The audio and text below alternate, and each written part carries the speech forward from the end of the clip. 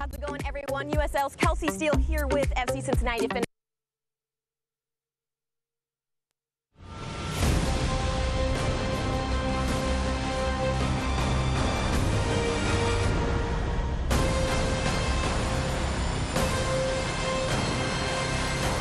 It's a rainy September evening here in Tacoma, Washington, where tonight, here at Cheney Stadium, Sounders FC2 will play host to Phoenix Rising FC. Hello, everyone. Thank you for joining us here on ESPN+. I'm Andrew Harvey, alongside James Riley and Dave Clark. James, S2 on a decent run of home form recently. Yes, they are. 5 games unbeaten. They're finding a ways to get results at home, even with a switch of lineups with each of those games. So we look for them to continue to have that progressive movement forward. Phoenix Rising FC, third in the Western Conference, and the man we're keeping our eye on tonight for them is Chris Cortez. Chris Cortez is doing fantastic. 15 goals this season, 4th in the Golden Boot race. He's a player that I played with, a former teammate of mine at Chivas USA. Fantastic left foot, great frame, is able to beat you on multiple ways, on set pieces or with his cultured left foot. That's going to be big for Sounders, too, to try to contain him and a very talented Phoenix attack tonight, and that's why we're looking at center back Jalen Markey. Jalen Markey was signed just over a week ago. He was a redshirt senior at Oregon State last year, former Sounders Academy player. This will be just his first start with the team. He played 45 minutes with Sacramento Republic last week. Well, Markey making his first start here at Cheney Stadium. S2 trying to keep their home form going at Tacoma. Don't go away. Kickoff between Sounders FC2 and Phoenix Rising FC coming up next after this.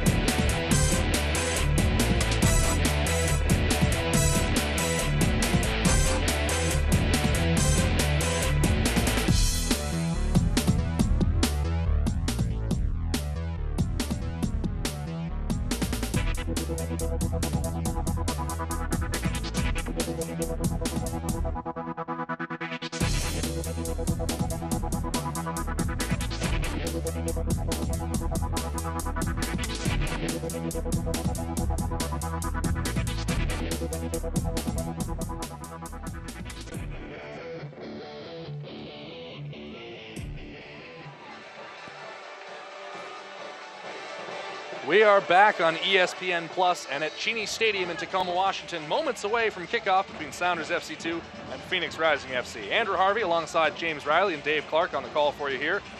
James, this is a Phoenix team that has been on really good form lately. Their last match out was a 3-2 disappointment on the road to San Antonio FC, but before that, 4 wins and they were all clean sheets. Yep, no, very capable team, both on the defensive end and the attacking end, especially with Chris Cortez up front with 15 goals this season.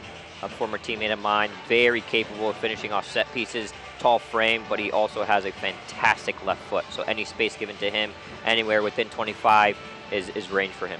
Let's take a look at the starting 11 for Phoenix Rising FC. And Dave, what jumps out at you? What jumps out at me is Saad Abdullah Salam and Amadou Dia, the 2 fullbacks used to play for Sporting Kansas City. They're both successful here with Phoenix Rising, so the S2 wide players will be challenged trying to pin them back later today. And looking at things for S2, bit of a different look this time out, but some real talent in that lineup, James. Yeah, I'd love to see Bawana come in, gets his start. Wingo is fully capable. Hopiao and Olsen, that's a fantastic front 4. And my fan favorite, or for me, is Jesse Daly. I think he's brought some fantastic pedigree and bite to the midfield, accompanied by Bert Gilroy, who's also a fantastic young player. So I expect a fast and quick game, especially on this dewy, wet surface. Your referee is Greg Dopka. Assistant referees Corbin May and Taylor Vance. The 4th official is Liban Ali. Just about set to go here. Sounders FC2, 5-17-5 so far this season. But all 5 of those wins have come at home. And they're hoping to continue that recent run of form here today. Rick Shantz, Phoenix Rising interim head coach, taking over for the departed Patrice Carteron, who left when he had an option to return to coaching in Egypt at the head of Al Ali. But there's plenty of talent in the lineup, and Shantz has led the squad capably. Second year as Phoenix Rising's interim head coach. You mentioned he took over for Frank Yallop after Yallop left the club in 2017, and now back in the head coach spot. Well, you can see on your screen there the rain, kind of a light drizzle here at Cheney Stadium. Might provide some conditions that Phoenix isn't quite used to. There's Sounders 2 head coach John Hutchinson alongside Wade Weber. And Hutch has been pleased with the effort he's got out of S2 so far this season. Now he just wants the results to come along as well, James. Yes, and that's how you really create a good body of work over the course of a season. Is the effort's great, but you also need to produce results. You need a result-oriented mentality, especially for these young players that they're bringing up through the academy that are getting their options. Winning is a habit. They're competing well, and now as it can transition into results, all the much better. Chris Cortez over the ball in center circle. Phoenix Rising will be moving from left to right on your screen here in the first half. They're wearing all red. And we're underway at Cheney Stadium. 90 minutes of USL action here on a Saturday evening. Daly wins a quick interception. Comes wide to Wingo. And Wallabuana going back for Wingo. He's overhit that ball. He's gone out for a goal kick. Dave, this is a match that last year's edition up the road at Starfire Stadium in Tequila was mired in controversy. Phoenix Rising left back Victor Vasquez was yellow carded twice and then allowed to be subbed from the match as the referee failed to realize they had issued him his second caution. It's an unfortunate incident like that. Sticks out in your memory, but not for the reasons that you want. It was a match that at the time both these teams were in playoff contention. Flick on header there, collected by Callie Brown. Of course, tonight, Phoenix Rising FC can clinch playoff position with a result. Sounders 2 eliminated from the postseason with a 3-0 loss at Sacramento Republic last weekend. But James, when you think back on the match from last year, is there ever kind of a grudge that is left over when there was a clear and obvious referee error that affected the outcome of a game? I think as players, you want to be able to affect the outcome of a game. I mean, you want to try to control what's in your control and move on from other things. So I think even though that game was a year ago, I think now it's S2 players are fighting for playing time and contracts and upward mobility up through this pathway. So even though they're eliminated from the playoffs, they still have a lot to fight for and to finish the season on a strong note. Shandon Hopiau, the recipient of the pass there. First touch got away from him a little bit. Ball out wide to Saad Abdul Salam. Back for Farrell.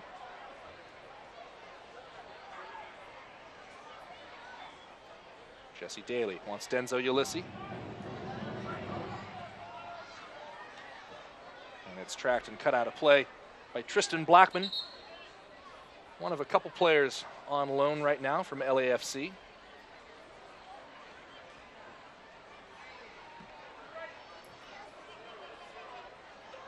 Ulysses runs in, hands it off to Buana. Buana the give and go.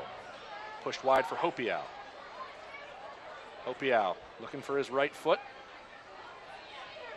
Back to Hines. And Anthony Burke-Gilroy resets to Jalen Markey.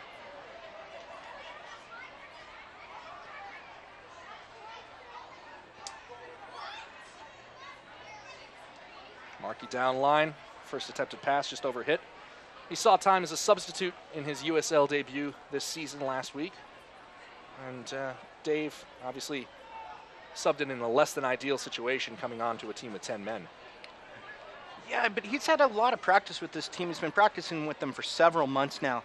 These are guys that he should be familiar with. Billy Forbes trying to cut in from the left side. Going back to Dia. Ball into the middle and one away. And Hopiau back for Hines. Dave, apologies there. The action took us away from your comment a little bit. soccer getting in the way, whatever. No. He's been practicing regularly with them. He played with David Olson in the past, as well as, I believe, Henry Wingo back in the academy days. So these are gentlemen that he's been familiar with for half of his life now.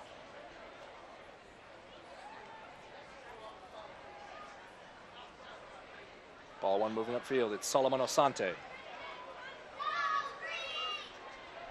Pushed out wide. In from Saad Abdul Salam.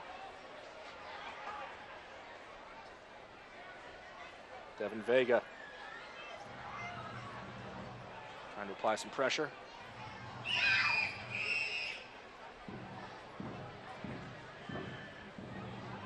Cross toward the back post. Header there, down into contention. Vega goes for goal. It's blocked. And Daly can only clear it as far as Abdul Salam.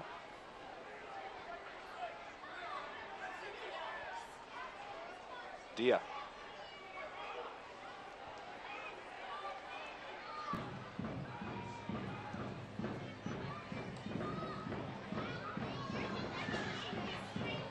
A couple players lose their footing there.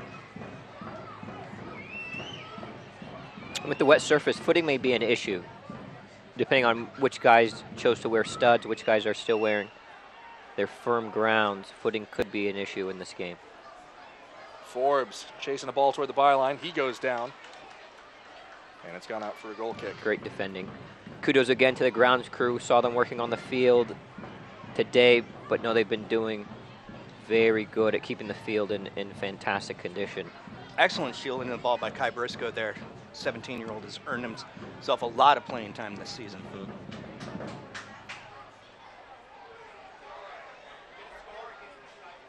Certainly a stiff backline test on tap. The front four for Phoenix Rising have combined for 31 goals this season, based on their starters.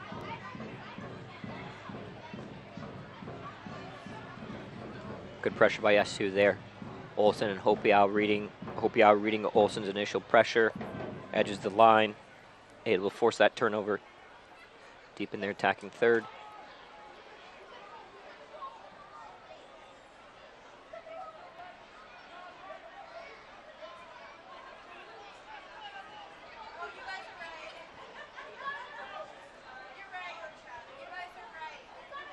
Ball back for Briscoe. Jalen Markey.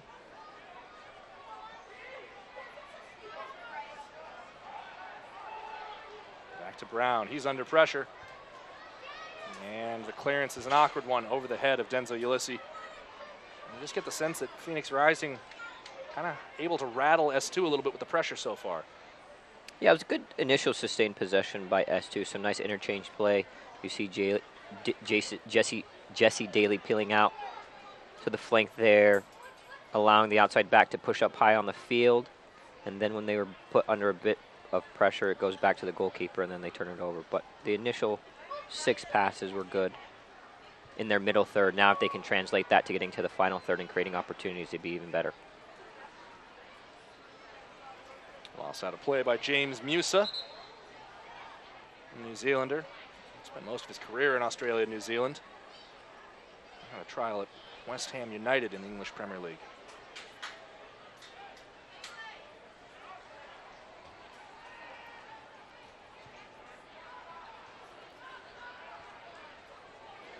Markey switches to Hines.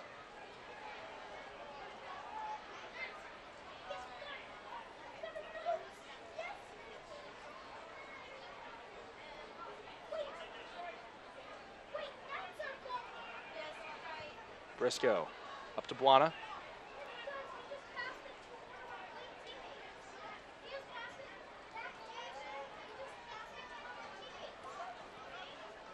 Nick Hines doing battle with Kevon Lambert.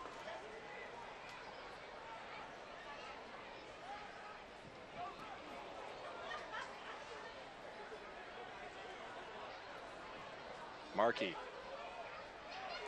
Another ball over the top, brought down nicely by Abdul Salam.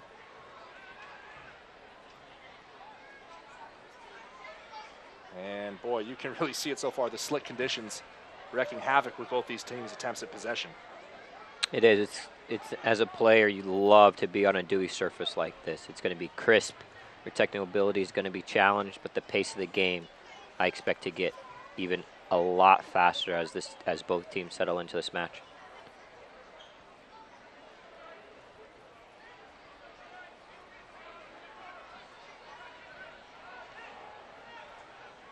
Burke Gilroy going ahead for Wingo. Wingo has some space here. Pokes it through for Ulysses, and the flag up for offside. And you see Denzel Ulysses and Henry Wingo having a bit of a gentleman's disagreement about how that play should have gone. Yeah, Wingo just asking Ulysses just to watch the line. He's able to see all the way across, just to time his run, stay wide, maybe a few steps behind that line so that he's not offside. So it's just the communication there.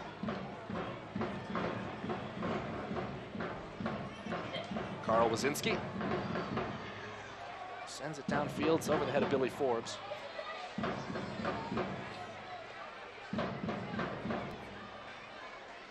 Wazinski, a long-time USL vet himself. His last with Orlando City back when they were still a USL club.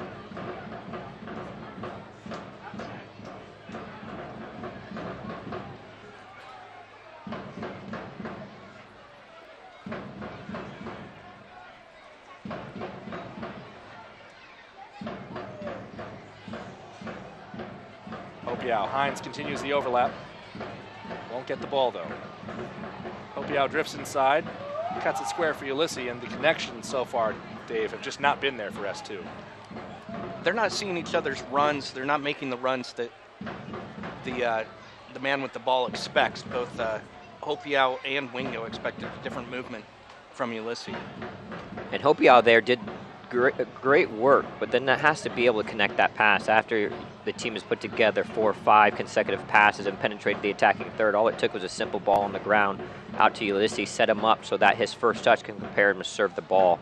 It didn't need a flighted ball. He was already in a good spot, had a good angle, just needs a ball on the ground, let the dewy surface skip to him. Ulysses will be able to set it up with his first touch and whip a ball in. Here's Hines. Hopiau trips up on the playing surface.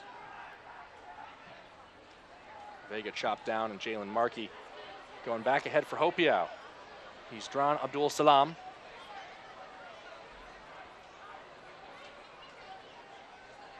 Handwala Buana. Buana cutting inside, lays it off for Wingo. Shots deflected. Wazinski underneath it on the bounce. Like Buana's ability to square up with the player, put him at an advantage, has a defender backpedaling, gets across the 18. Good thought to connect with Wingo. But that's what Buana brings to the game, his ability to go at players, 1v1. Get a little shift of the body. You saw the feint. Dips in, goes out, is able to connect. You see it again. This time it's dispossessed.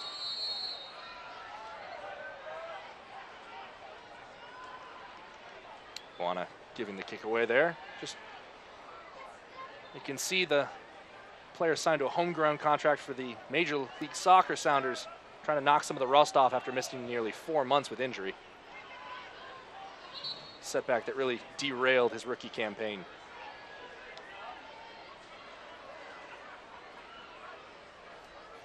Forbes. Cross doesn't get by Briscoe. Great defending by Briscoe. Good stand-up play, blocks the initial cross. Takes it in the gut, still stands up, gets on with the next play. Been very impressed by his body of work and when I'm able to see him play. He's been very, very good. Not least of all because he's being played mostly out of position. Briscoe normally a fullback by trade. Right. At this point, his position is where he is on the field. We've seen him at left back, left center back, right center back. Holding mid once or twice, I believe. Good soccer players can come in and contribute. That only increases his stock. A lot of players, a lot of coaches, really like a player that can impact the game from multiple positions. It allows you an opportunity to make rosters and impact the game. Have a look at this foul here. Nick Hines going for the ball and getting mostly Solomon Asante. A man standing over the free kick. I don't mind that challenge by Nick Hines, trying to really win the header, put his stamp on the game. Fair challenge, unlucky with the timing of it.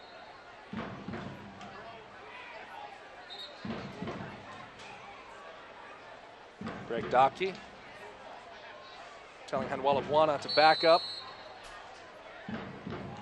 Ball in from Asante. It's a driven ball toward the back post. Cortez swings in a second cross. Free header, and that one off target. A free kick given to the Sounders. And quite often, it's not only that first ball that you have to be aware. A lot of the time, it's that second ball that can really hurt you. And the Sounders there, S2 almost fell asleep off that second ball, allowing a free header to come in across. Decently challenged by Hines. It's the center back, Joseph Farrell, that got up to it. 3 goals on the season for the big man. Pretty good in the air. 15th minute here at Cheney Stadium. 0-0. And so far, both these teams kind of struggling to create really potent offensive opportunities. It's going to get a little rougher too, as you can see. The rain is no longer mist. It's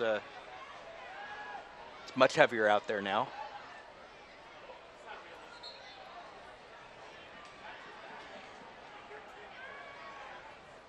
Quick restart by Phoenix Rising. Abdul Salam. Asante cuts it back to Abdul Salam. He's in here. Sliding challenge disrupts the ball. It's still loose and is buried into the back of the net. Chris Cortez, 1 touch. That's all he needs. Chris Cortez, his 16th goal of the season, and the visitors go on top.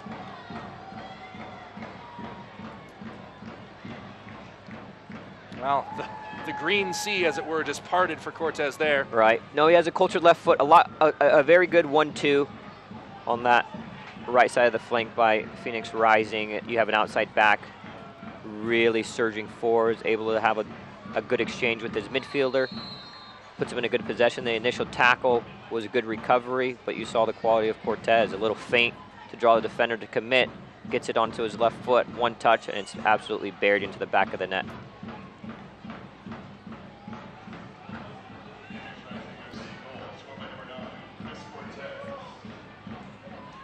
Nick Hines going ahead for Hopiau.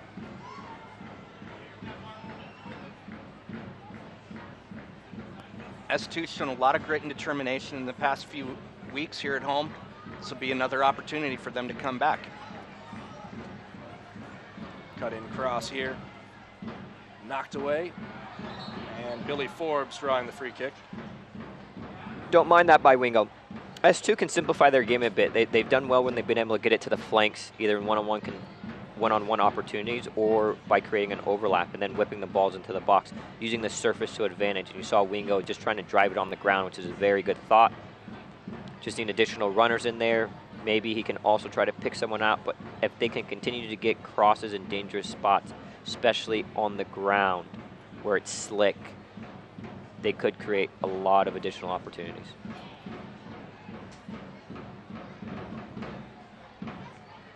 Well, certainly now the weight of statistics favor Phoenix Rising FC, who are 15-1-2 in all competitions this season when scoring first. Briscoe gets that ball away from Billy Forbes, although the lone loss was their most recent loss, the 3-2 to San Antonio. They scored first and went on to lose that match.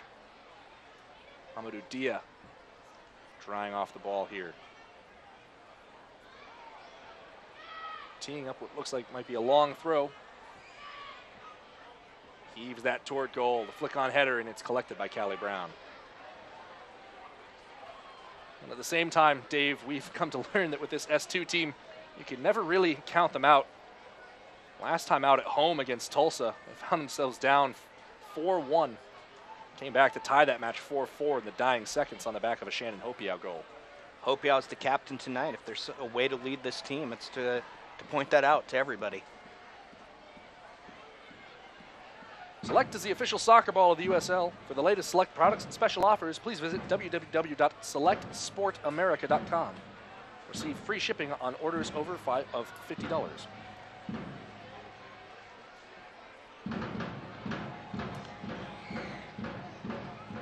Cut block ball for Asante here.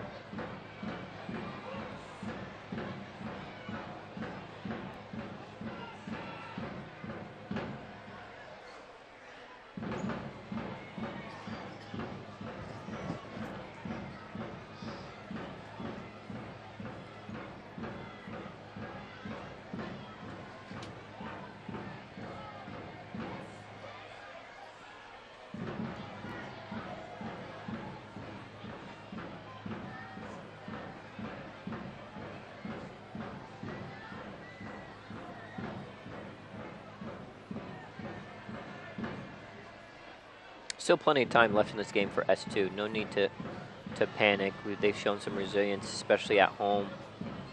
Now they just have to be very intentional with how they want to move and progress through this game. Connecting passes, building momentum. For me, their flank play is going to be critical. Getting runners into the box, getting services in dangerous spots. Set pieces can also come in to help them out.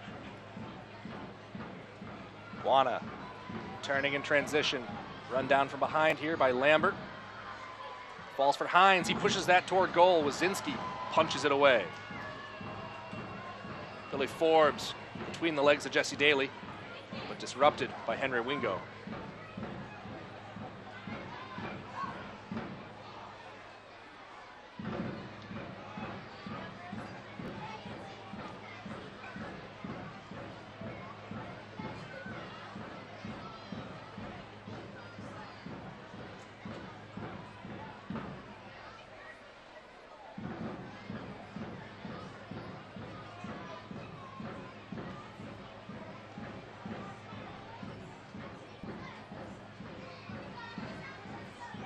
Markey moving forward, his through ball takes a deflection and will trickle over the byline.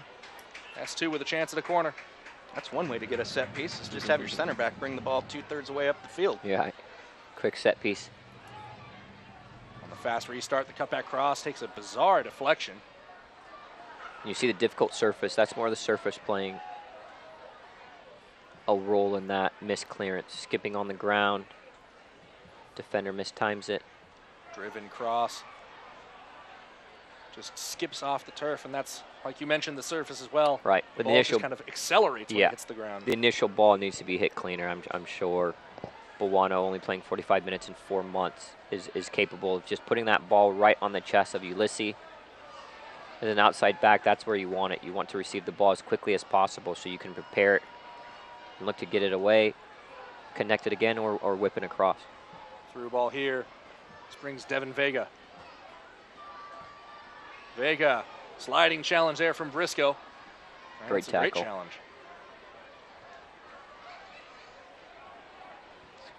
Wingo galloping into the middle, goes for Hines. And once again, the connection not there on the attempted pass for Hopiau. Hines and Hopiau, roommates, have been on S2 this entire season. The connection needs to be cleaner. I mean, their opportunity to play on the left side together tonight, a fantastic opportunity for the both of them to really, really stamp their name on this game and dominate that left side of the field. Forbes, early cross from him. And no runners arriving, unfortunately, for Phoenix Rising. Markey still under some pressure here.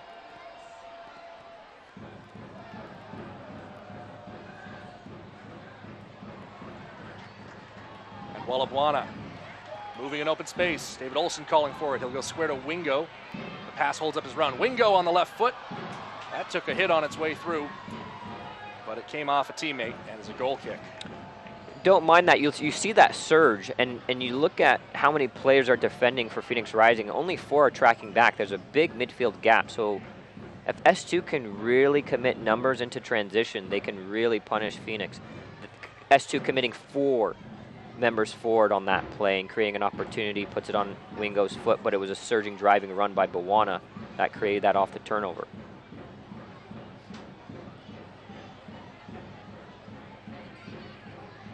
Ulysses up to Buana.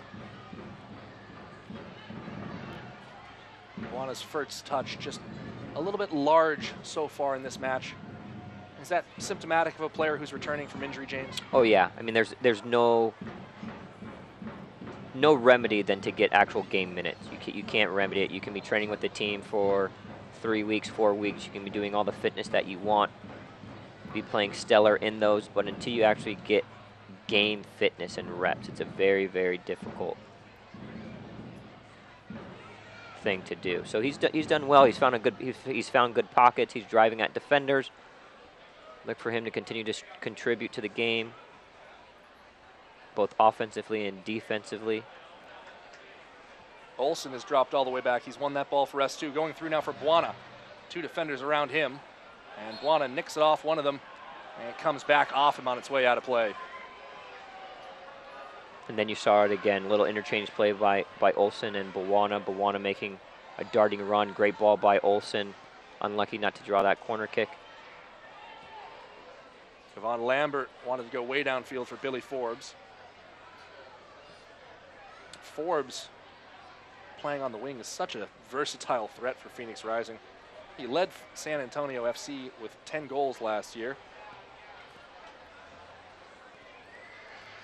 Should be a strong test for Denzo Ulysses.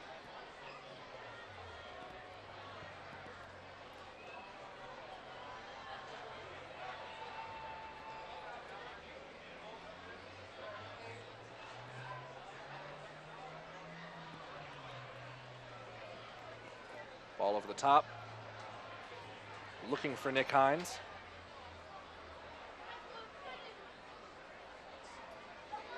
Hopiao spins out of a challenge, is pulled down there. Free kick given.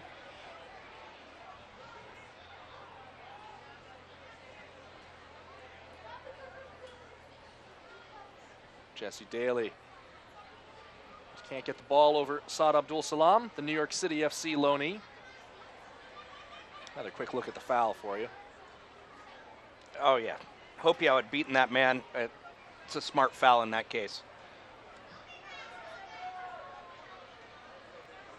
Anthony Burke-Gilroy. That ball left in space. Cortez fighting to get there. Jalen Markey beats him to it. And just pops that ball up. Ulysses forced to settle it.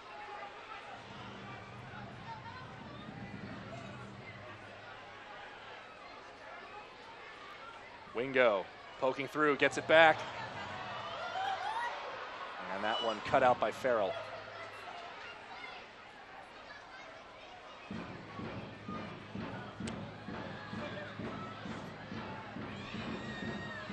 Asante moving quickly, looking for Forbes. Tenzo Ulysses. Not the tallest man in the world, but he sure does get airborne. Fantastic recovery run by Ulysses. Surge forward on the attack, has the engine to get back, knows the danger, knows the team's vulnerable. Get back, so makes a fantastic defensive play and retains possession. Hopiao trying to go through on the ground.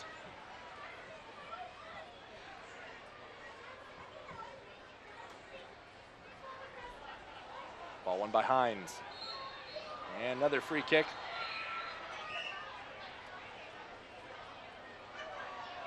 Given the way of Phoenix Rising. Hopiao playing with the free hand.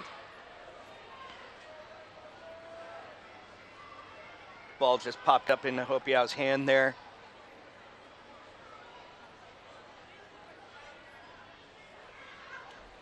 The USL's official Twitter feed keeps you up to date with news, live game updates, and highlights from around the league 24/7. Follow @USL on Twitter.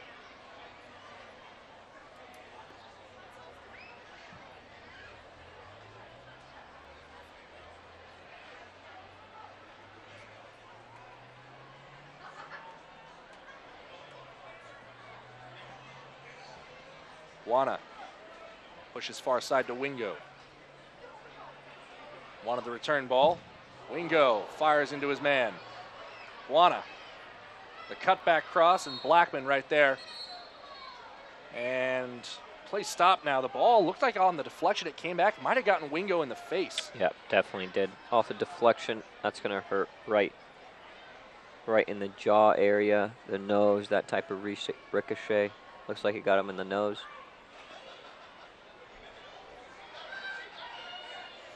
And oh yeah, straight up, James, I'm sure you had 1 or 2 of those in your day playing. No, I haven't. Yes, I have. straight from a shot. Yeah, that will hurt, or cross, but he'll shake it off. A little stinger. So Wingle will step off here.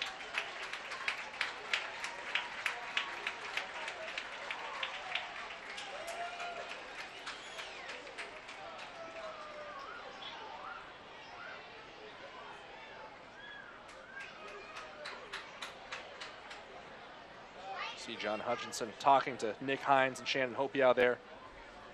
Trying to keep the left side of the formation organized for Sounders too.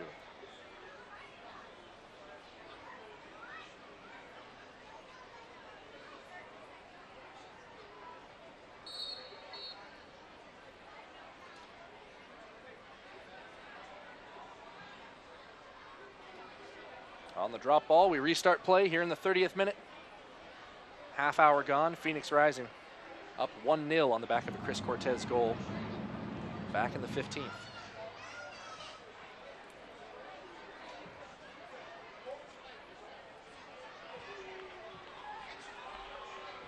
Buana trying to challenge for that ball. Blackman gets it away under the sliding challenge from Wingo. Amadou Dia. Head for Cortez. Musa. Vega. They tried to switch it. It's cut out by Anthony Burke-Gilroy. And now the ball finds Wingo. Wingo going ahead for Olsen. Olsen going for goal, and he put it over the crossbar. Again, those surges, S2 can really catch Phoenix Rising on the break. It's where they seem to be susceptible, is on the break. That time it was led by two-man surge. Wingo and Olsen. Not a bad opportunity. Gets it on his right foot. Keeps him in the game, keeps him hungry. If that's driven low, there's a possible rebound drone to the far side. That's a possible rebound tap-in for Harry Wingo.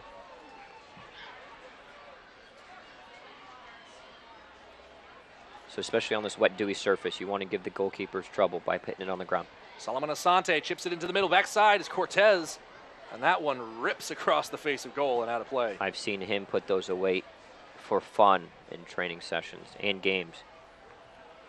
You see him shaking his head, a bit disappointed. No, it's on his right foot, coming across his body, off the skip, looking to go back across the goal with his left foot.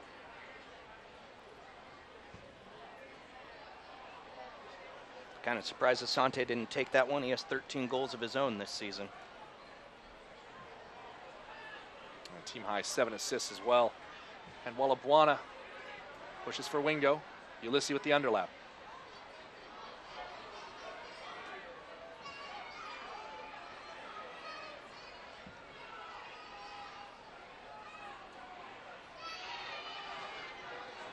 Markey to Hines. Jesse Daly now. Daly goes through on the ground. His man's in, and the shot just off target. Shannon Hopiow, really well-timed run, just can't put the end product on frame. Fantastic first touch. Unlucky with the attempt, but that's what S2 needs to get a bit better of. You saw Phoenix Rising punish them on their one opportunity. And S2 have had multiple opportunities that they failed to put on frame. That's the next level. That's the next step. Put it on frame. Give your team an opportunity for a rebound. Make the keeper make a save. Keep it alive. That's the next level for S2. They're finding good spots. They're getting chances. Now they have to just be a bit more clinical in front of goal.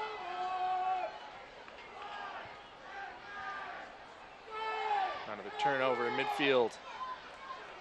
That time to Lambert. He goes wide for Forbes. Briscoe sliding in once again. Billy Forbes upset with the lack of a free kick given there. But Kai Briscoe has already made a couple of those challenges. I'm getting the sense he might be practicing on a slip and slide.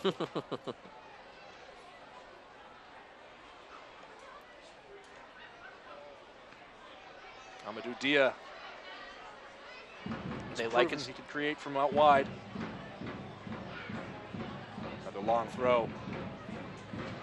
Buana will dribble clear. Just saw Henry Wingo. He wanted to send the quick ball. His feet came right out from underneath him. Risky back pass there. And Callie Brown can only get as far as James Musa.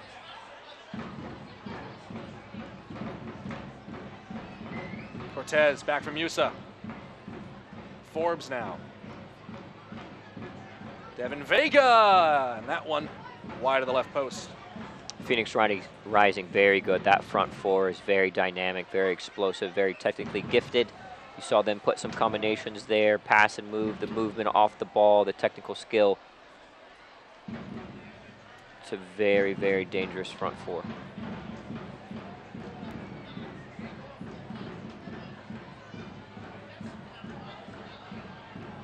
Another player loses his footing there.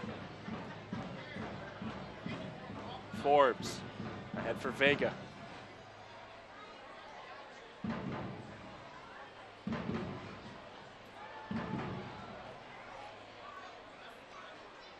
Like I said, footing's going to be an issue. Both of these teams certainly don't train in soft grounds, and we're talking about the studs that is typically worn on wet surfaces. So even to have those broken in for a game like this, I doubt maybe 75%, if not more, of the players on the field are wearing the soft grounds. A lot electing to go for the firm grounds and what they're comfortable with. But you'll see, especially as this rain continues to come down, more and more slips and slides with players that aren't wearing the proper footing.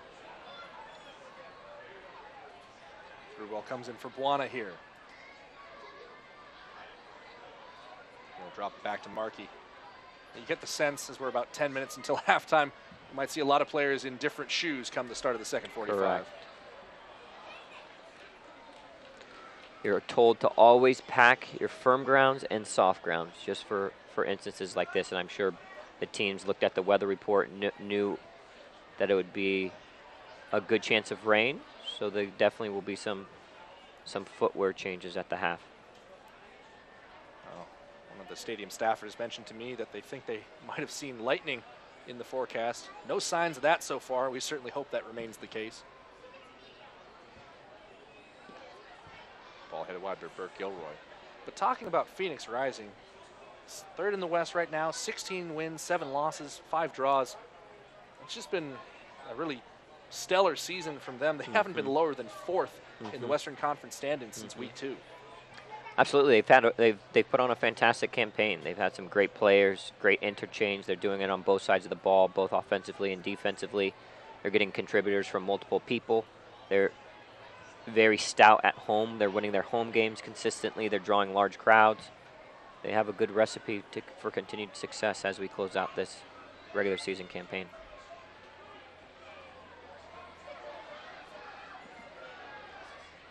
Ulysses, tracked by Musa. And Henry Wingo can't hold that ball in play. Former Washington teammate and Paul Buana kind of puts his jersey in his mouth.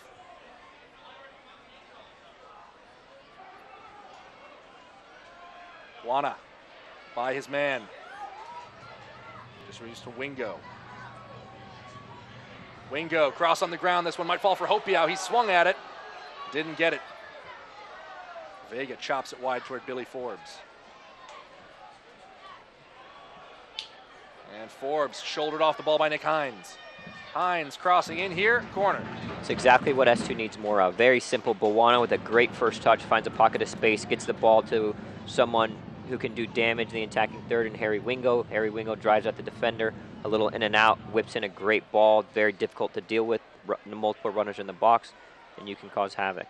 But at the same time, your line has to edge, and you saw Nick Hines doing a good job of being up close to his man, allowed you to sustain pressure when the ball pops out, and then he was able to get a corner kick.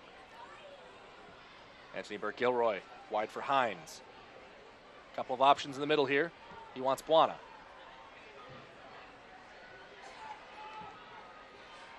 A lot of red jerseys around S2 whenever they get on the ball. Ulysses. Into the middle, dispossessed by Asante, and fouls him in the process. In that possession there, you see S2 very good at going side to side. What Ulysses needs to do is get as wide as possible. That first touch that he brought inside, he just needs to prepare that to whip in. You did the dirty work. You shifted Phoenix. You did the right work. You shifted him. That touch, instead of coming inside where the pressure is, just needs to prepare his first touch to then serve it. Just whip it in the box, especially as this half comes to an end. And that's what he'll learn as a young player, and I'm sure the coaching staff will have him review that film. But that piece, essentially, because as an outside back, and you're in the attacking third and you're in a serving position, that's what you want to do. You want to give your attackers an opportunity to attack the ball in the box. That yellow card to Denzel Ulysses. Going to prove costly. More on that in a minute. As here's Shannon Hopiau. He's chopped down behind the ball. And play continues. Going the other way toward Cortez. He pushes to his right. Everyone falling down out there. Cortez for goal from long range. And out for a goal kick. But Ulysses, that now his 5th yellow card. He will miss S2's next match against Rio Grande Valley. And James, you take a look at that replay right there. Anything in that for you? No, I saw the surge. I was more looking for, again, they had good numbers in that counterattack on that break. This time it was a good recovery by Phoenix Rising, and I'm sure they'll address that at the half, because that's, for me, where they're really getting hurt is in the transitional play. They're allowing opportunities for S2 to get back into this game. Forbes and Briscoe going at it once more. Briscoe gets in the way of a ball intended for Wingo. Ulysses giving away to Musa.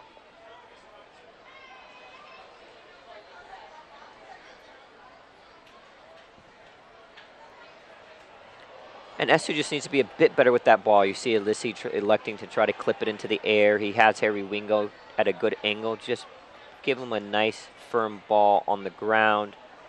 Collect some momentum. Put 3 or 4 passes together outside, out of the transition. And that gives you energy to then go forward, because even with this rain, it becomes a heavier game on your legs. So they have to know how to manage that as well. Ulysses trying to get something going. Buono with the overlap. Ulysses goes with his left and did not hit that the way he wanted at all. Ulysses is getting to good spots. For me, he's put together a fantastic body of work over the year, but it's those little details. So you see Buwana, he's having success going at players. He times his overlap to almost perfection. All that was missing was the layoff from Ulysses. Ulysses needs to be able to deliver that ball, allow Buwana to get into the box. Now you're at the advantage. You elect to go inside on your off foot. Again, didn't come off as you want it. Utilize the overlap. Just simplify the game. Connect passes where you can and utilize your man advantage when you have it. And that time they had it on the overlap and they didn't utilize it correctly. Ball's come out wide for S2. Hopiau back for Daly. 42nd minute here. Briscoe. Ulysses through the first challenge, spins out of the second.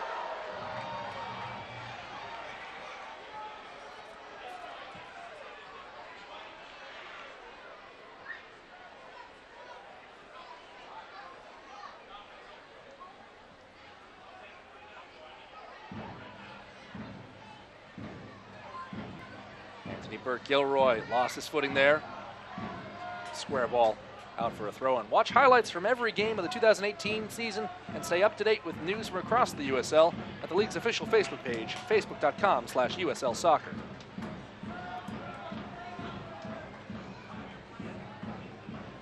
Jalen Markey through ball there. Shannon Hopiau wasn't able to start his run in time to get to it.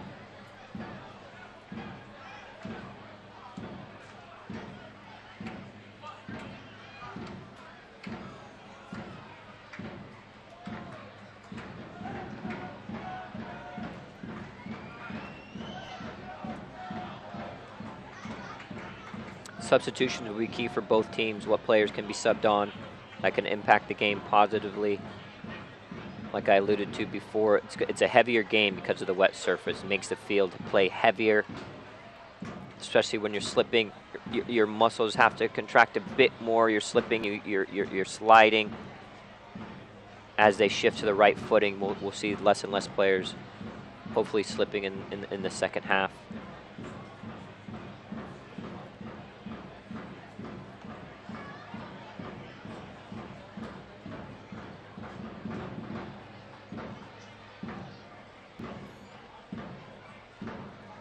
Thrown on the near side. Asante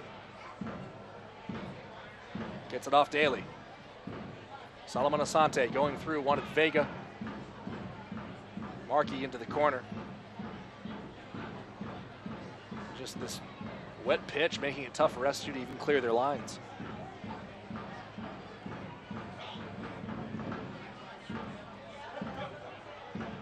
Good pressure by Olsen there. Chases down the ball, uses his body well. Earns a throw in.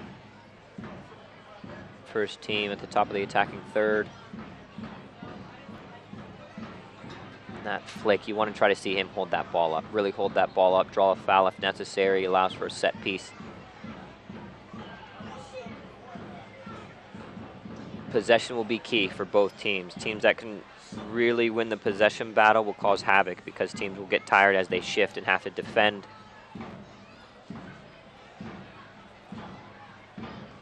Joseph Farrell restarts us here in the 45th minute. Phoenix leading 1-0. And Amadou Dia lets that run out of play for a throw-in.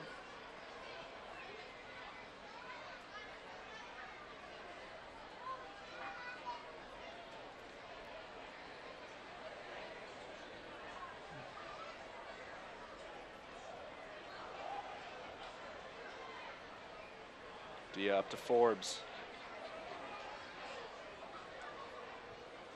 Getting it for Cortez. Cortez spins, might have a chance at this ball. Jalen Markey smashes that into the stands on the far side of the field. Got a bit of Cortez on the follow-through. Great spacing, great positional play by Markey. He's able to slide across. No nonsense defending. Get the ball into the 10th row. Allow your team to reset. Gets a piece of Cortez on the follow-through as well. Play 1 minute at a time here at Cheney Stadium. Going around his man and eventually slipping. It's turned over to S2. David Olsen trying to link up with Wingo.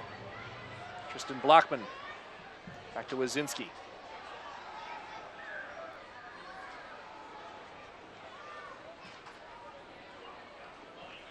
Abdul Salam, Asante, Vega. Push further for Forbes. Cut away by Burt Gilroy.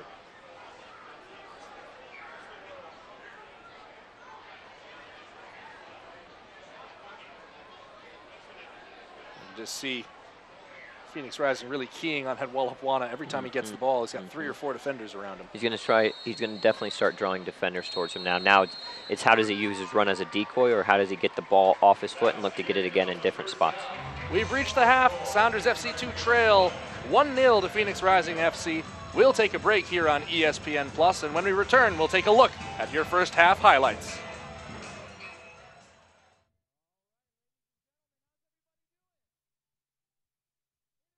How's it going, everyone? USL's Kelsey Steele here with FC Cincinnati defender Forrest Lasso. So we're well aware of what Forrest can do on the pitch, so today we're going to see what he's got on the court. We've got a game of horse going with a few questions in between. So Forrest, you want to get to it? Let's do it. Go. Oh, let's go. Oh, pressure's on. Let's do it. We got an H, people. So you're rally guy. Favorite part about North Carolina? Ooh, sweet tea and barbecue.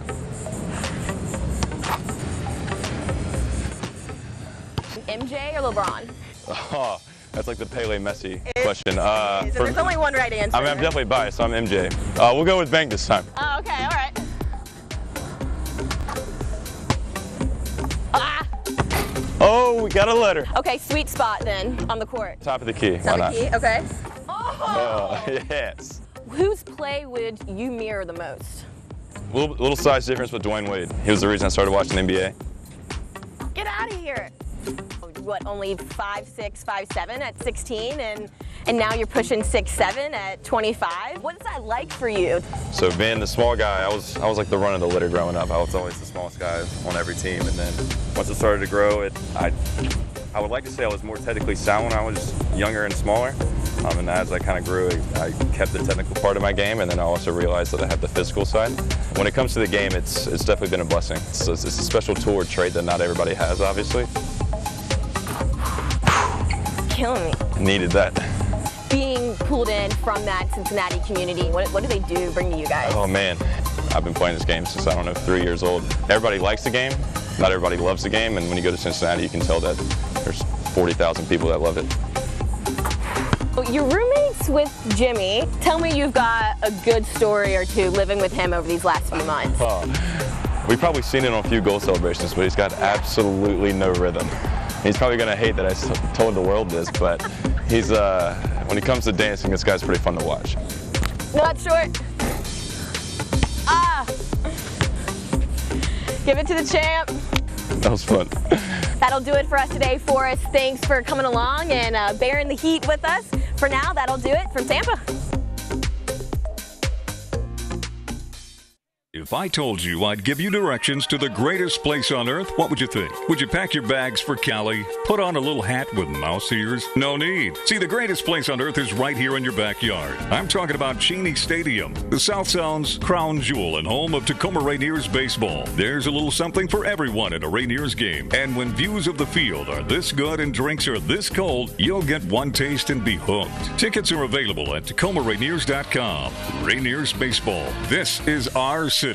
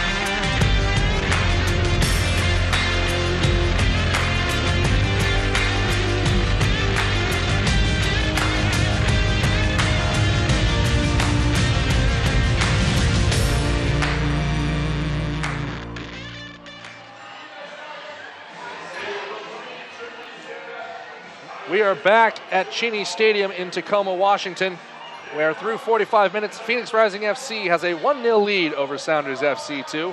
Hello, thank you for joining us here on Halftime on ESPN Plus. Andrew Harvey alongside James Riley and Dave Clark. And Dave, the conditions out there are awkward, but S2 also looked disjointed on top of that in the first half. Yeah, they looked at their best when they were rapidly transitioning from defense to the attack. They want to take 4 or 5 touches at most, advancing the ball. That's what they've done when they've managed those comebacks in the past. That's what they need to do here in the second half if they're going to try to win this game. James, you mentioned that S2 needed to simplify if they want to start getting their offense clicking. What does that need to look like in the second 45? Yeah, you've seen it connect passes where you can and serve the balls in the box when given the opportunity. On multiple occasions, they circulated the ball well, but aren't preparing to put that service in and have multiple runners. When they do that, they're causing havoc, and as Dave alluded to, in their transition, they're causing some real fits for Phoenix Rising. And to be honest, Phoenix Rising doesn't even look to be out of second or third gear. It looks like they're cruising, and they have the cultured team to be able to do that. You saw Chris Cortez with that one chance and absolutely buried it, and now they're up 1-0. Well, some tough moments on the ball, but let's take a look at the moments that mattered here in the first half. And right off the bat, Chris Cortez gets his 16th goal of the season. Yes, Chris Cortez here dips his shoulder, commits the defender, and then rockets it into the back of the net with his left foot. You see the 1-2 developed here.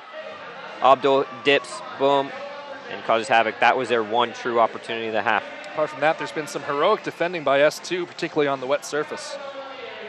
They're willing to go to ground wide. They're willing to push it up quickly. They just need to get that final moment. Well, that final moment, like you said, but you get the sense that, especially with conditions like this, James, anything can happen in the second half if S2 can get on the ball in the opponent's 18. It really can, and I think that will happen on the flanks. I really think if they look to penetrate the flank play and really get numbers into the box and serve balls into dangerous positions on the ground and get numbers, they can really cause havoc. We saw an opportunity for them to utilize the overlap. It wasn't utilized, and now they have to go back into the middle of the field where the Phoenix Rising has numbers. Use your flanks, use your overlaps, play simply, get the balls into the box, edge your lines, and for me, that's the recipe for success for this game. David Olson started at striker tonight. David Estrada's on the bench. He's got 10 goals. Olsen yet to score this season. When do you think we might see him? I think for a moment you might want to see Hutch get 2 forwards up top.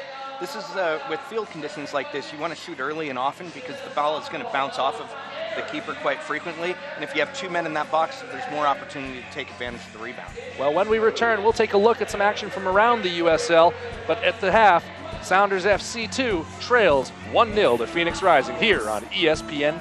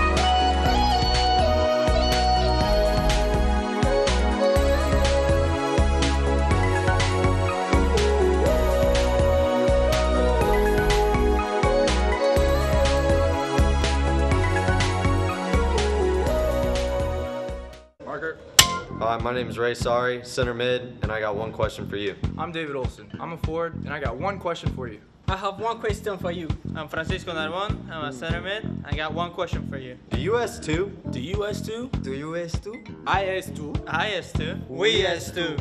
We S2. We S2. Do I S2? Do I S2? Do I S2? What kind of question is that? What kind of question is that? What kind of question is that? Now I know what you're thinking. I know what you're thinking. I know what you're thinking, because I'm thinking it too. Do you S2? What does S2 mean to me? What does S2 mean to me? Love. I suck. I got a question. I got a question for you. I got a question. Do you S2?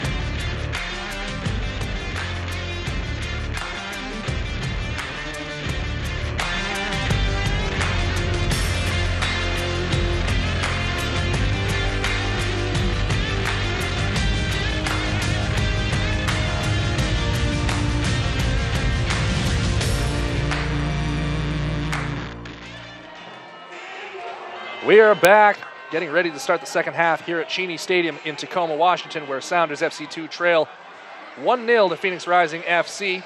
And it is time now, as we do every halftime, to take a look around the USL. So right off the bat, let's take a look at some of the scores that have come out of USL matches in recent action. And some big results. Plenty of goals between Swope Park Rangers and St. Louis FC. That Tulsa Roughnecks San Antonio FC score is interesting as well.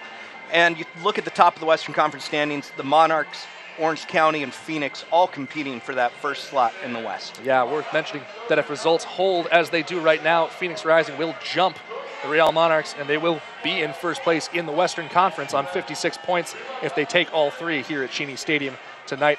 But of course, there's been some other big news around the league, and let's take a look at some of those headlines now. Obviously, right off the bat, the really major one, Nashville SC and Penn FC saying that they will offer free tickets to people who are fleeing Hurricane Florence out of the Carolinas and Virginia, which is just a great move from both organizations. Yeah. No, it really is. I mean, class act by both organizations to really, make that gesture to the folks that are fleeing the hurricane and, have them come see a fantastic game at their venues.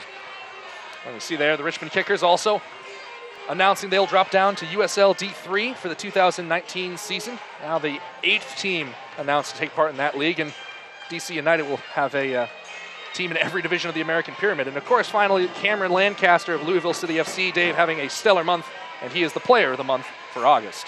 8 goals in August to go with 2 assists. He had just 10 entering the month, and now he's the Golden Boot leader thanks to his 8 goals in August. And spread it out, 4 games, basically averaging 2 goals a game. That's one way to make a mark on the season. As you're seeing there, he certainly has a flair for dramatic finishes. And great month from him. Incredible header. Yep. Congratulations to Lancaster. Scoring in various ways, off the dribble, sheer grit and determination, off his head, clinical finishes on the back stick. He's done well.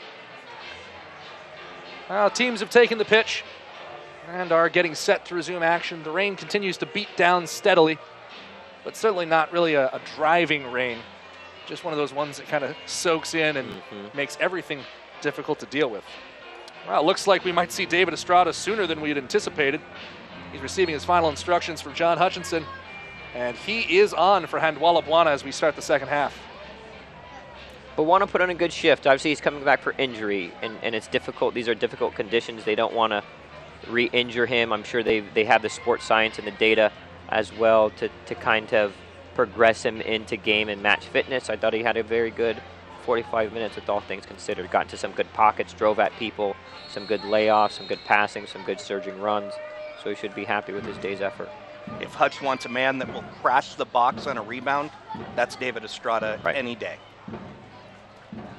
Scored a very look-what-I-found goal at the back post against Tulsa Roughnecks. At the time to make it 4-3. I believe that goal came in the 86th minute of play.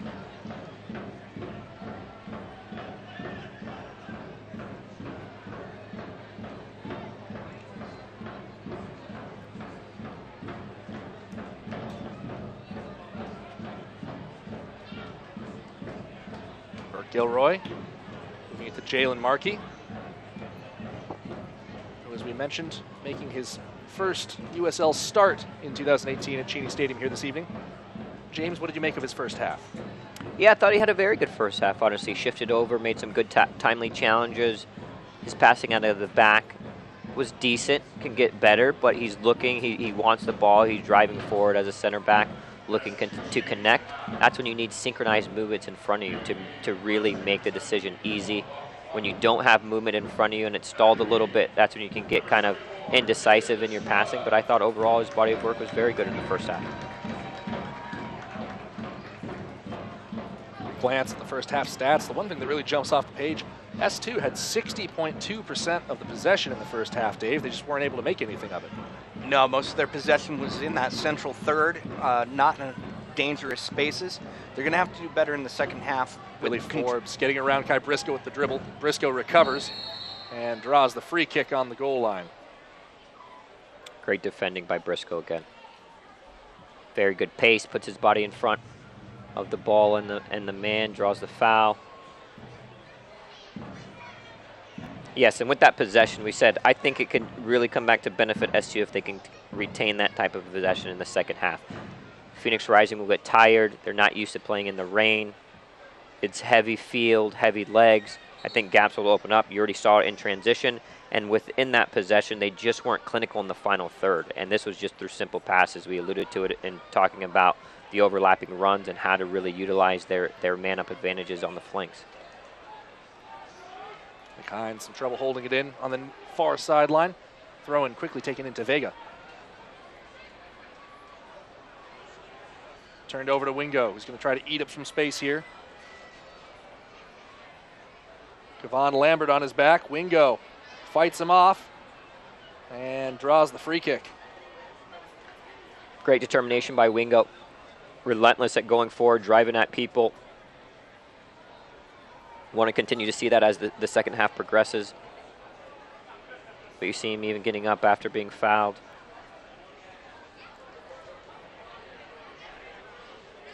Hopiau making a move inside. Goes square and has it picked away by Musa.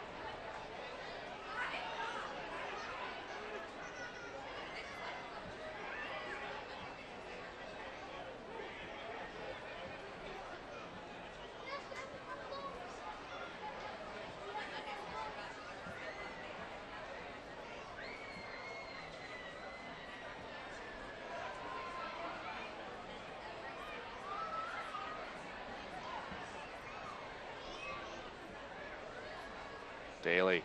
Wingo lets the ball run by him. And that ball into space for Billy Forbes, who's onside. Forbes going to take a touch. He's inside the 18. He shoots Callie Brown with a big save and cleared away by Jalen Markey. It's a great save, but you saw how dangerous Phoenix is. They waited for one mistake, similar to in the first half, and they punished S2 for it. This time a badly timed collection of a driven ball leads to that chance and a big, big save by Callie Brown.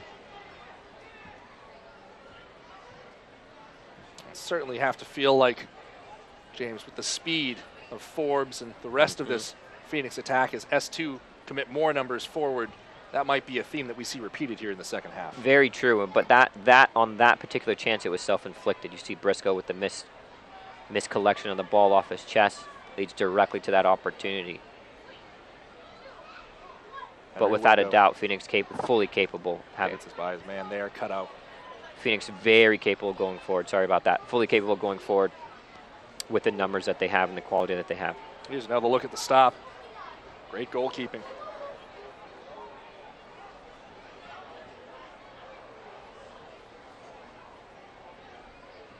Burt Gilroy caught up just enough to change that angle.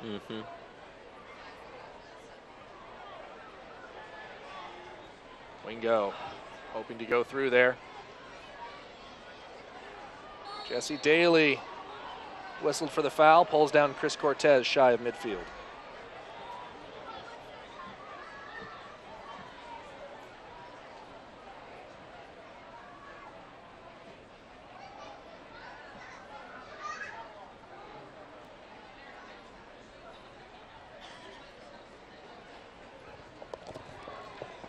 Daly is that one guy that will make that hard tackle.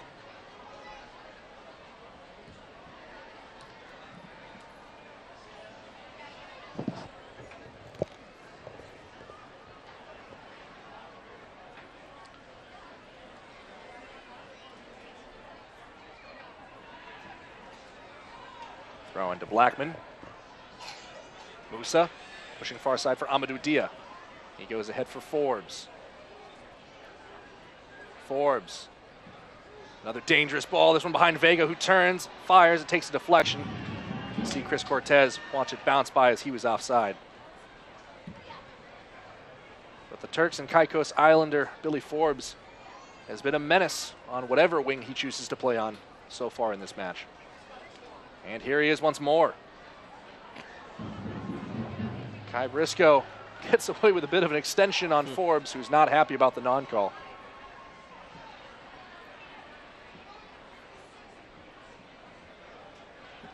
It's a rather surprising non-call.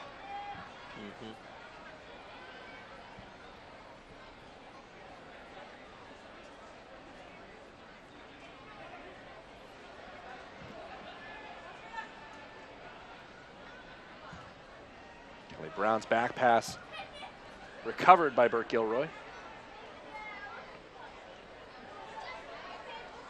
Hines for Estrada.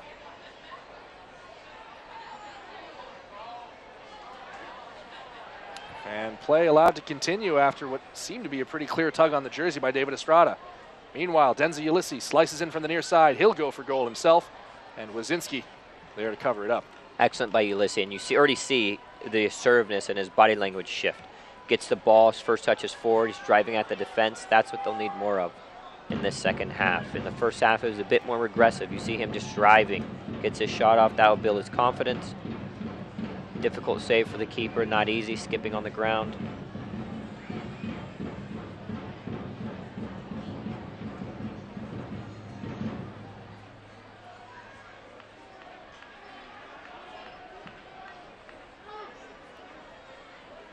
Markey far side to Hines.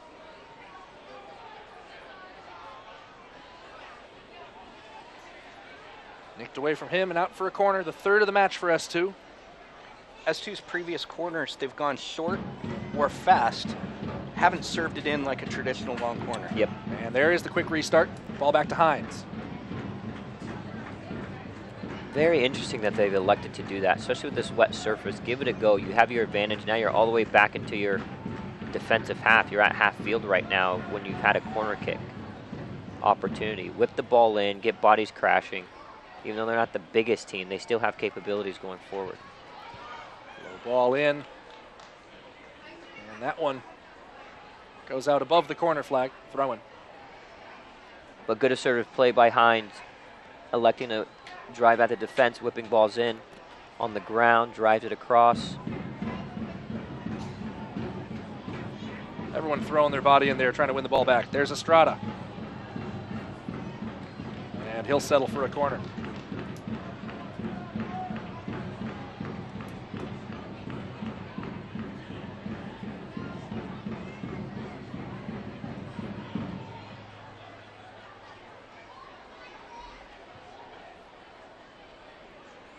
Again, it must have been something that the coaching staff has reiterated to them because, again, wasting set pieces. They have one, maybe two people in the box off a corner. They're electing to go short. As Phoenix Rising, you're completely happy with that. No problem. If S2 tries to circulate it, they're getting pushed 50 yards from the goal.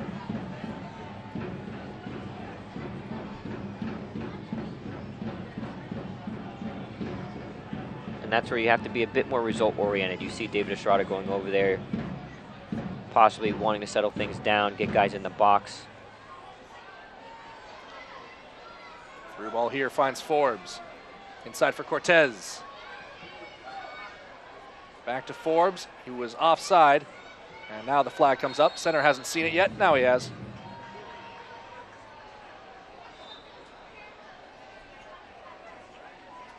Be very interesting to see what happens when S2 gets their next corner kick and how they elect to play that.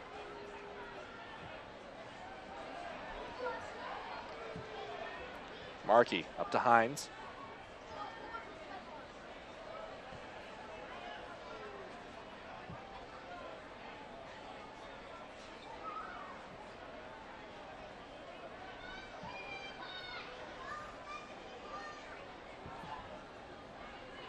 Hines wanted the quick hit for Hopiau.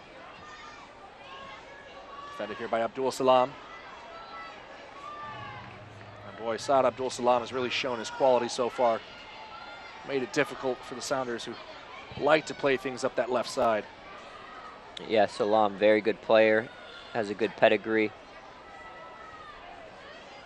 Has played multiple games in Major League Soccer.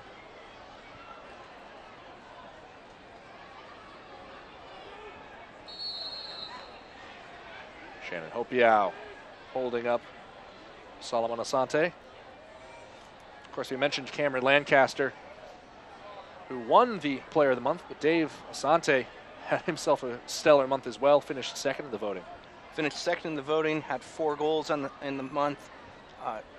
Great performance for him this season.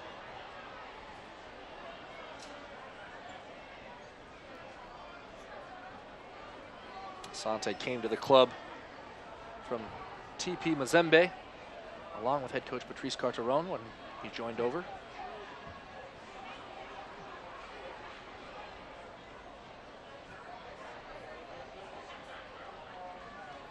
Another substitution getting ready for S2.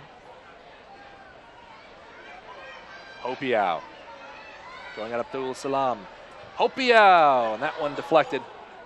Rolls wide of goal and is held in by the charging Wazinski.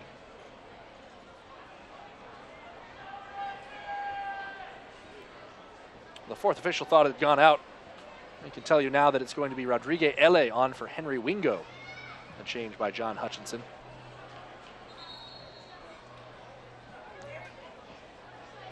That'll shift up the back line significantly, probably pushing Hines up into the attack with Briscoe over to left back. Making their second substitution for S2. Leader of the match is number 23, Henry Wingo. Or Briscoe to right back and Ulysses to right mid.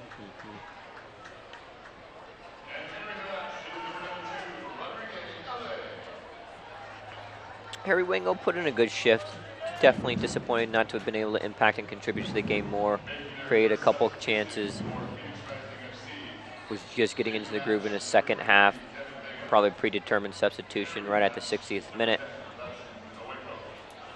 for him. But all in all, he was probably S2's most impactful, most dangerous player this evening. Him and Bawana, both substitutions. Daly hitting a long ball over the top.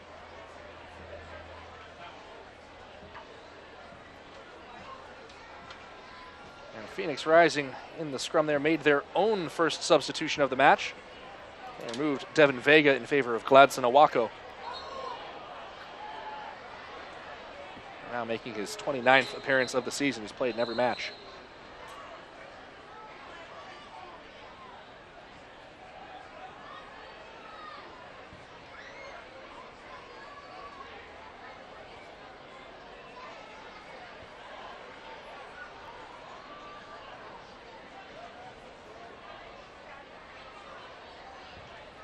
Gilroy. Great ball. Looking out Kai Briscoe.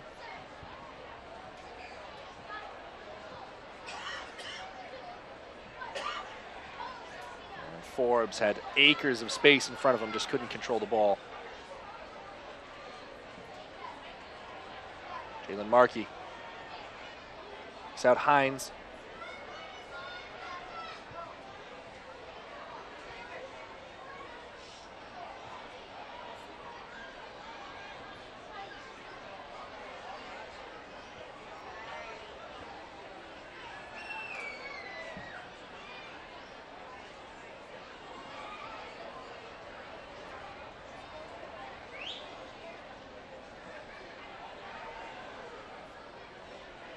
LA, another face who, again, saw time in Sacramento, but has not played much at Cheney Stadium lately. Was struggling with an injury.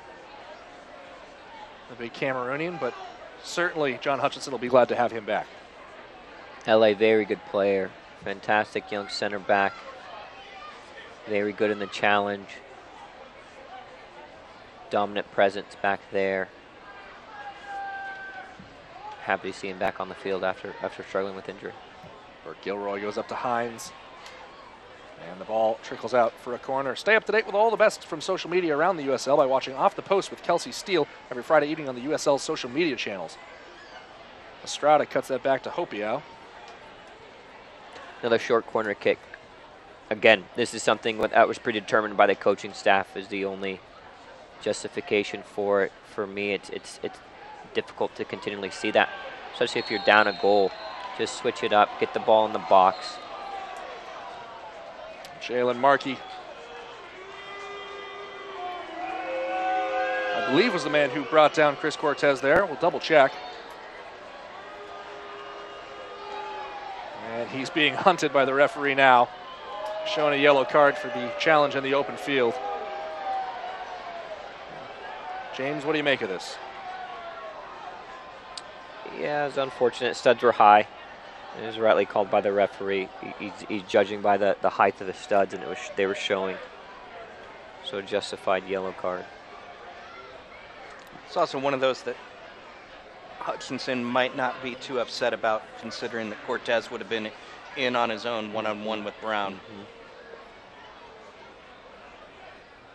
And going back to the short corner is interesting. It's one thing to get it if you're going to catch the team off guard and off balance, but Phoenix Rising already getting back and having 8 to 9 players almost in the box defending against Sounders at S2 that have maybe 2 players. So there's even no chance on that short corner to really cause anything dangerous because Phoenix is already set to defend a corner kick with multiple players in the box. Gladson Owako, the lone man behind the ball for Phoenix Rising, and a host of options waiting at the 18. Sends his ball in. Callie Brown punches, and spills it, and it still comes off a man and is kept alive on the byline by Denzo Ulysses. Looked like that one came off Kavan Lambert. We'll see if we can pick it out on a replay. S2 with a free kick in their own end. I think it was Cortez off the initial one. Chris Cortez was in there poaching.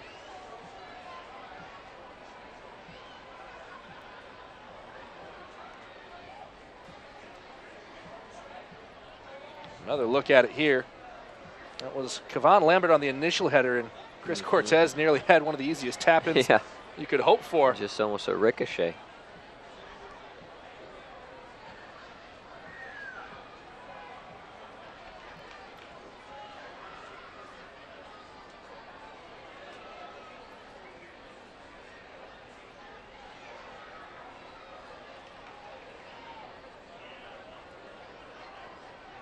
Forbes to throw it in, and he will leave it for Amadou Dia.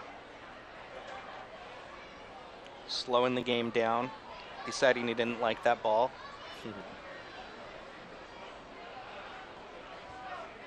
Farrell finds Abdul Salam.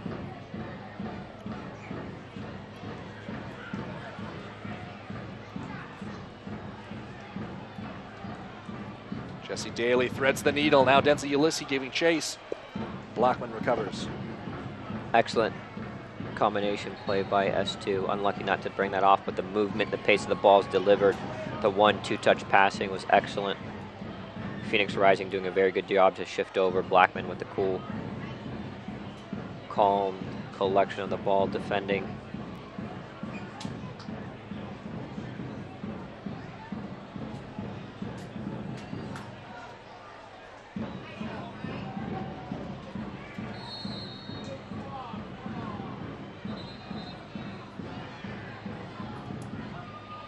Jesse Daly goes for the free kick. I'm getting word now that Billy Forbes is set to be removed from the match in favor of Shaft Brewer. Here's another look at the foul. Well, the push was one thing, but it looks like Moose's foot just got tangled up with Daly.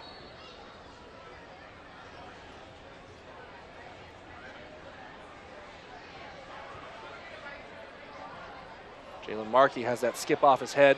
Callie Brown calls off Rodriguez Ele. First big slip that we've seen in the second half. I'm sure a lot of players have changed their shoes. Other players honestly choosing not to go with soft grounds just because of the feel. Definitely harder on your feet, more difficult. They're heavier.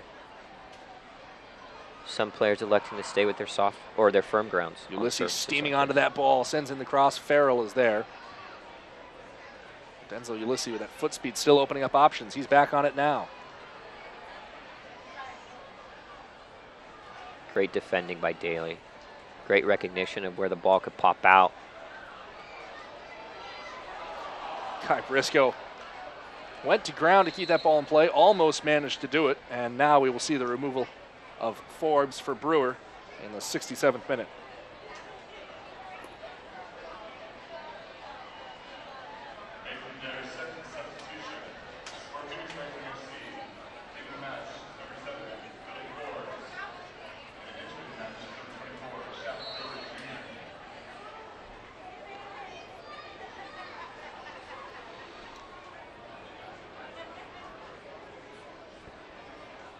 Thrown in from Phoenix Rising.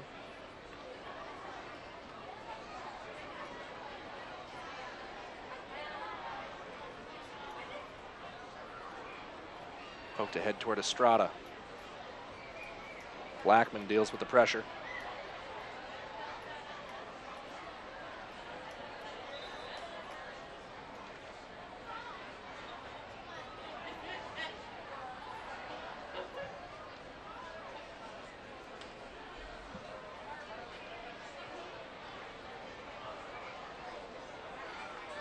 Brewer's the youngest player on Phoenix Rising, just 18 years old. This is his 4th appearance with the squad.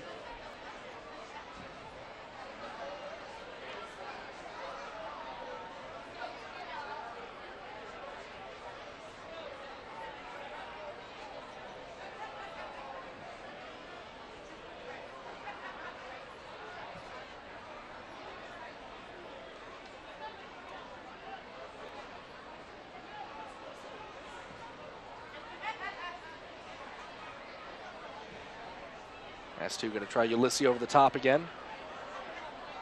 And that ball out for a goal kick. Ulysses didn't feel it, took a deflection off of him. Wazinski will have a chance to slow things down some more. Stay up to date with all the USL action at uslsoccer.com. Lots of news coming through, particularly more about USL D3 in the coming weeks. And boy, things are starting to get sloppy out there. Did not appear to be much in that challenge from Shandon Hopiau, but he is booked for it here in the 69th minute.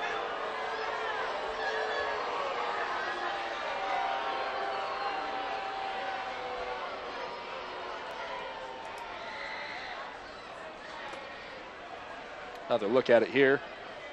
And I suppose you do have a case for reckless play given the nature of the slide despite the overall lack of contact. Yeah, referee looking to settle the game down. Definitely just could have called a foul, not anything malicious in the attempt. But wants to settle things down before they get out of hand, so he elected to award the free kick and deliver the yellow card.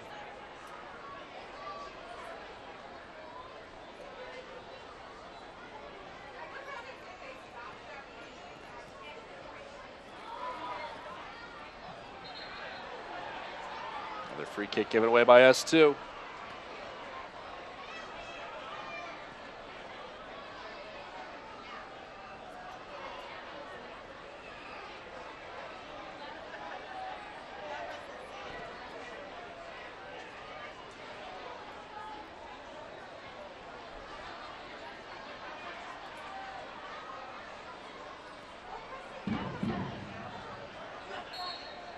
Waco. Options milling around. Another driven ball to the header of Cortez and stopped by Callie Brown on the dive. Sounders 2 brought everybody back for that.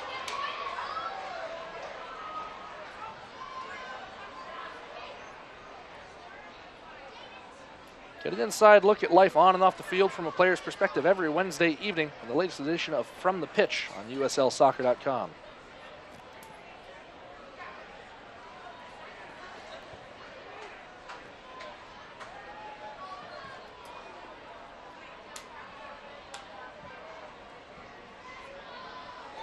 Solomon Asante. Brewer, Cortez lifting over for Brewer. Shaft Brewer, Callie Brown coming like a freight train there. It's a good thing there wasn't anything in his way. Callie Brown doing very well to read that play. Ulysses doing very well to screen the player as well. Make room for his goalkeeper to come out and snatch that. Cheeky attempt by Phoenix Rising on the 1-2. Cortez lifting it over the defense. Well, he gets it up to Hopiau. And John Hutchinson wondering why the contact on his player not called, while several other fouls of a similar nature have in recent minutes.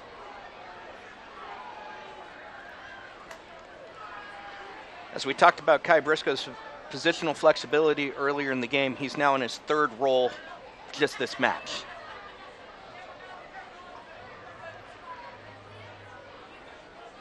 Rick Shantz pushing his team onward. Another look at that last 50-50 ball. It led to a throw-in. We've restarted play. It's a giveaway. Loose atop the 18. Nearly fell for David Estrada as Nick Hines, who's drifted inside, has applied the pressure.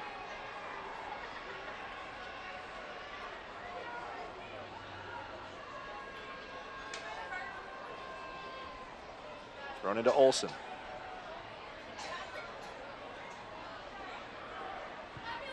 Solomon Asante. Intercepted by Ulysses.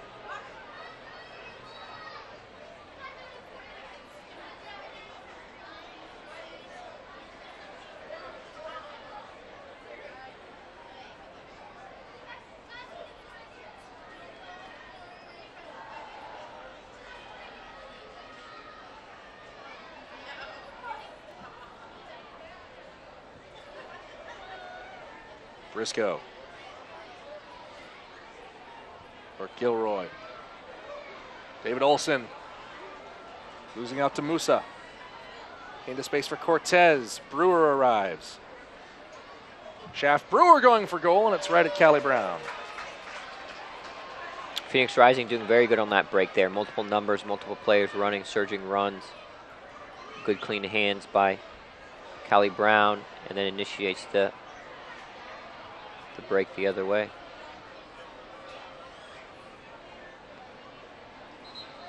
Like I said in our halftime segment, for me, Phoenix Rising doesn't even look to be out of second, third gear, to be honest. They've definitely delivered a very professional performance. I can tell by their record of 16, 7, and 5.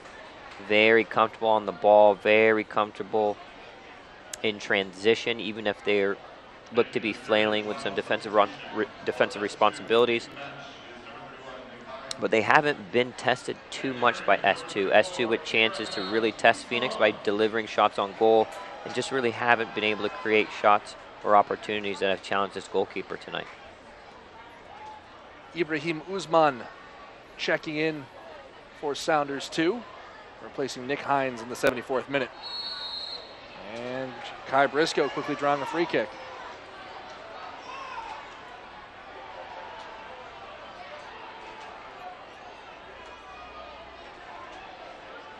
Solomon Asante not happy with the call.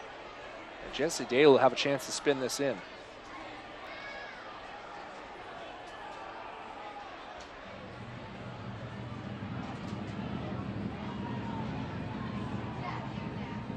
Daly and Hopial both over the ball. Rodrigue Ele, the low man. Everyone else available just above the 6. Anthony Burke-Gilroy waiting up top. Pretty high line held by Phoenix. Yep, and you need to give your chance with this service. Gives your team a chance to attack the ball. You're going to need to beat that first and second man. Not only the wall, but that first man standing right behind the wall. Jesse Daly goes square. Just lays it off to his man and comes to naught. S2 have really hurt themselves with their decisions on set pieces. To go short corners with no one in the box to really hurt Phoenix consistently, and then to have a fantastic in-swinging set piece opportunity on wet surfaces. Just deliver it. Just whip it in and look to create some havoc. Simplify the game a bit.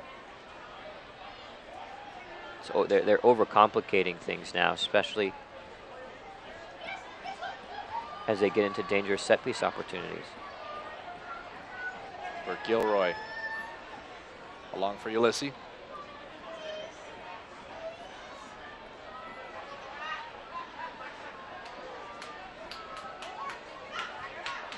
Daly.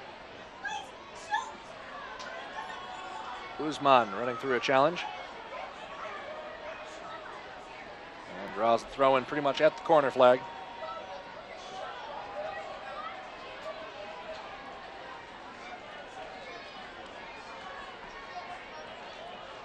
Corner given, rather, was the initial call, and that led to a goal kick off of David Estrada.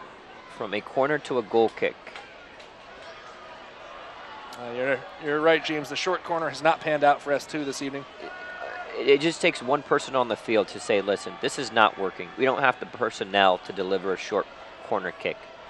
and it hasn't worked the last 6 times that we've tried, so let's try something different and look to serve it in the box. We're down 1-0. ECS wants a reason to light off some of the smoke. We want to give something the fans to cheer about, and you're electing to go on short corners consistently. Gladson Awako tracks that down at the far sideline, but can't keep it in. How well do you know the USL? Test your knowledge in USLsoccer.com's weekly picks competition every week, and you can win tickets to an upcoming USL game of your choice. Set pieces account for a lot of goals in soccer overall, and to not deliver set pieces when you have an opportunity, for me, I just can't see that. It's an opportunity for S2 to get back in the game with a very well-delivered set piece, have runners crashing the box, just hit your spots, and build your own luck that way. But to repeatedly take short corners, and then even try to take a short set piece with the dangerous direct free kick. The fans trying to do their part to keep the team riled up here in the 79th minute. Free kick the way of S2. They also have the bodies now. It's not like earlier when only Jalen Marquis was the large man on the field. LA has substantial size. Usman is quite tall.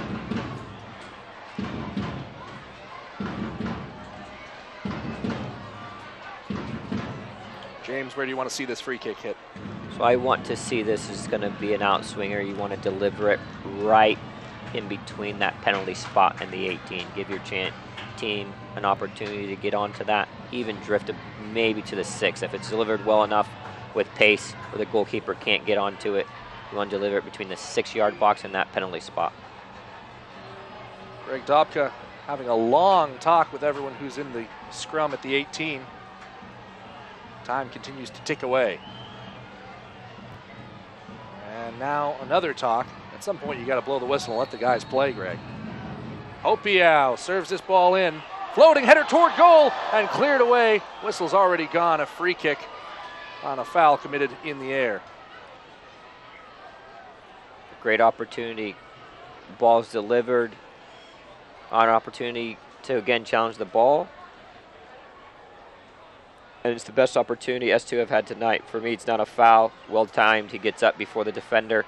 Unlucky to have that called a foul. But there you go. That's what set piece opportunities can do for you if you can whip in a good ball and get runners that hit their spots.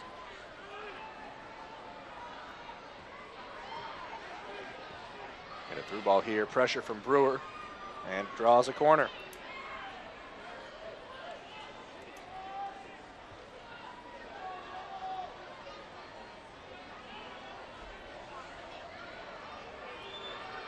Certainly there won't be any hurry on the part of Phoenix Rising to get this corner taken.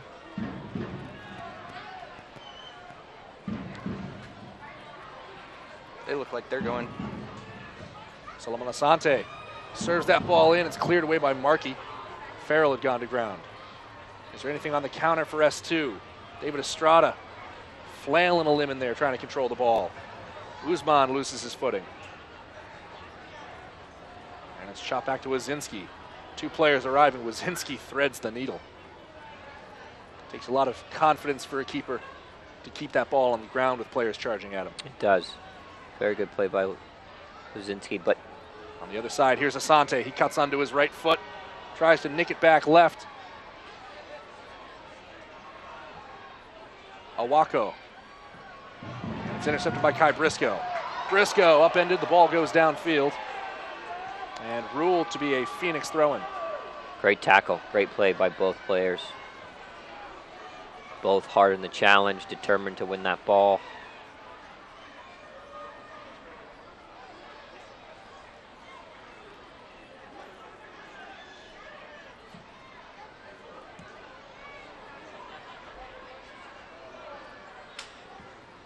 And for me, we just haven't seen enough of Olsen tonight. A very capable player, but Amadou Dia inside the penalty area. He'll go for goal and misses wide. Hasn't created a full body of work for 90 minutes. And I know he has the capabilities to do so. We've seen bright spots from him in past games, but I can't recall a bright spot from tonight's game.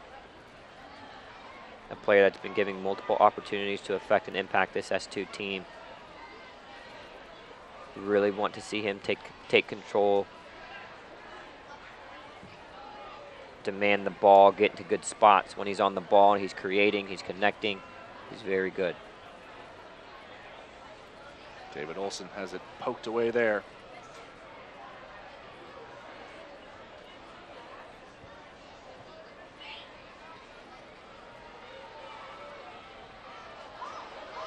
Played off inside. Usman going down.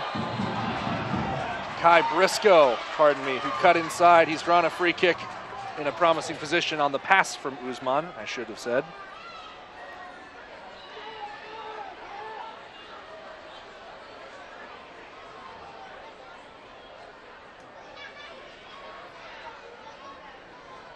That very well could be a yellow card as well. In a dangerous spot, the referee's giving out yellow cards this way. That could easily be a yellow card.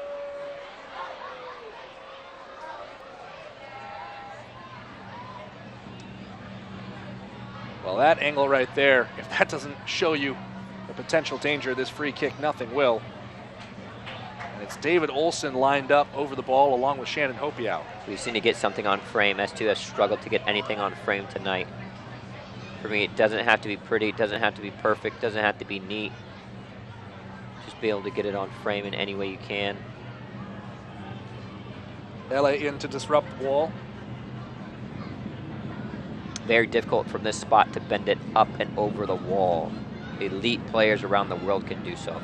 But in this spot, if you try to do it up and over the wall, it takes a very special player and some special dip, some top spin to really get up and over the wall from this distance. Markey and LA trying to create a gap in that wall. David Olson goes for goal, tipped up by Wazinski. Great save, great effort by Olson there, keeps it on frame. And he might finally get that long corner you've been asking for. Jesse Daly over the ball now. Swings this ball in. Towering header. Gets it clear of the 18. Now it's Shaft Brewer. He's in a foot race with Hopiau. Cuts the ball back, and you just see how hard it is for all these players to stop on this pitch. They both went about 7 yards downfield.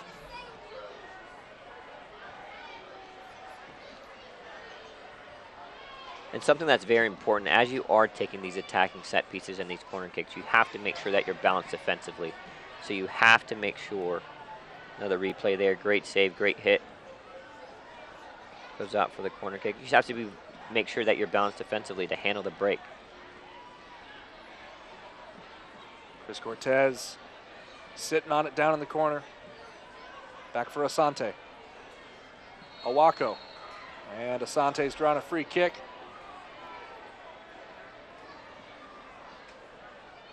Taken down on the near sideline.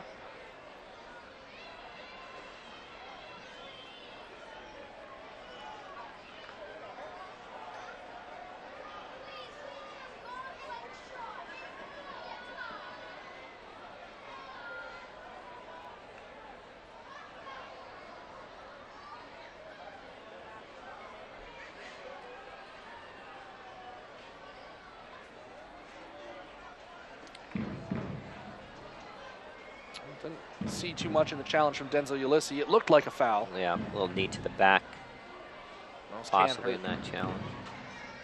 Gladson Awako will take the free kick.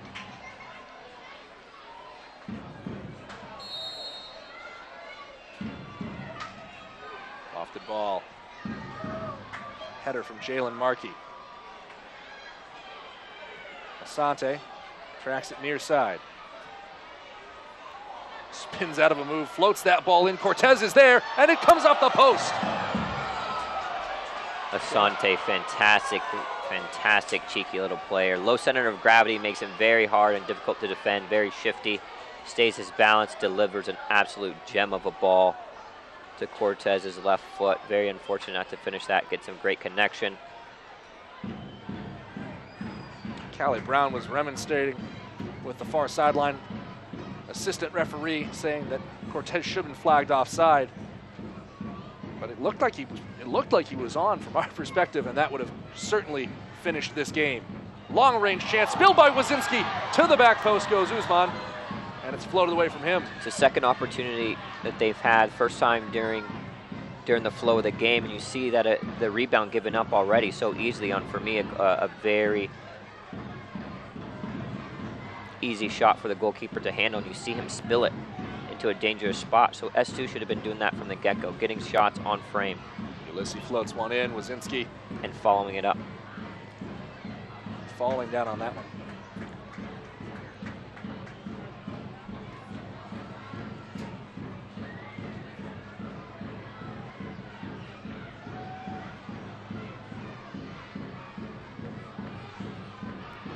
Sends downfield in the 88th minute.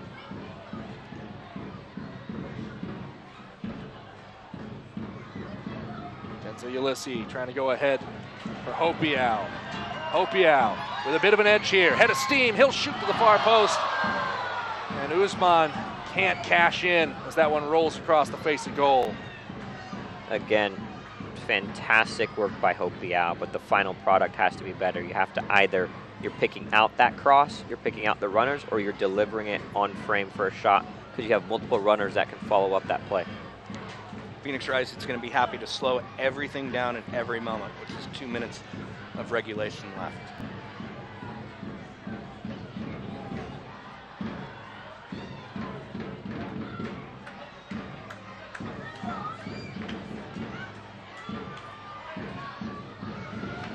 Usman sticks in, wins the ball back, and the whistle goes afterward. Ibrahim Usman. Flatzenawaka wasn't happy with the challenge, I believe. Picks up a yellow card there in the 89th.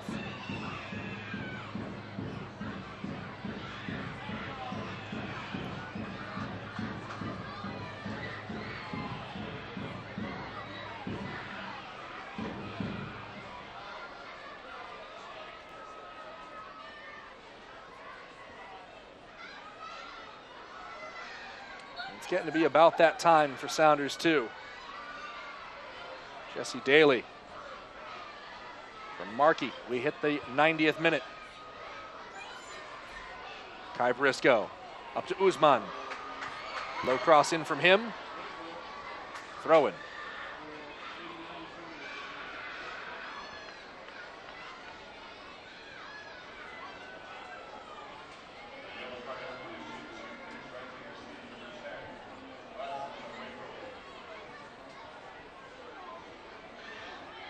Usman hoping to turn there. Farrell fought his way onto it. Usman fought his way back. Anthony Burke-Gilroy. Hopiau tried to go outside. Solomon Asante was in the perfect position. Extending challenge from Burke-Gilroy there gives away the free kick. And we hit stoppage time. 3 minutes added on, the fourth official signals.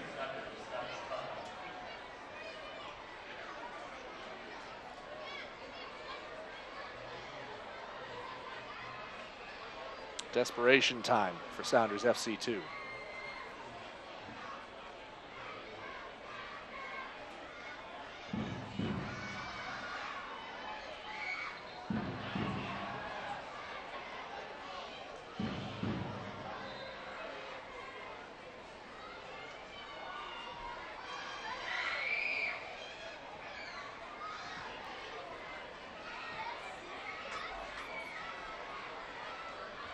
Daly carries up to midfield.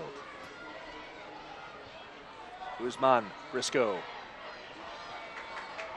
Back for Usman. Usman takes a shot, and that one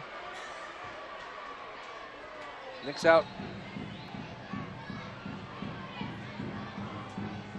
Phoenix going to use a substitution to try to burn up a little more clock.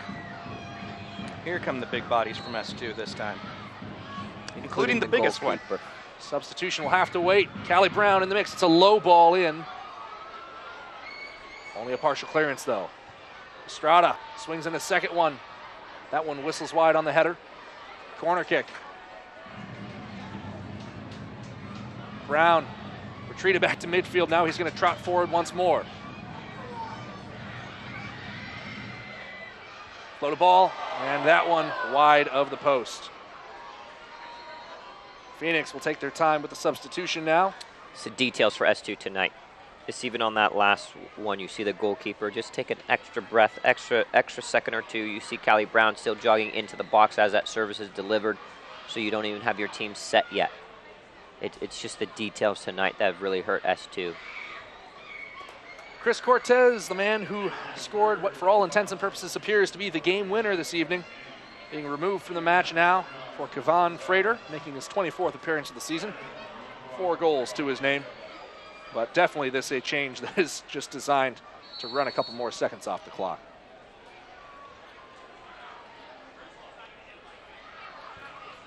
Wazinski going at Frater, misses high.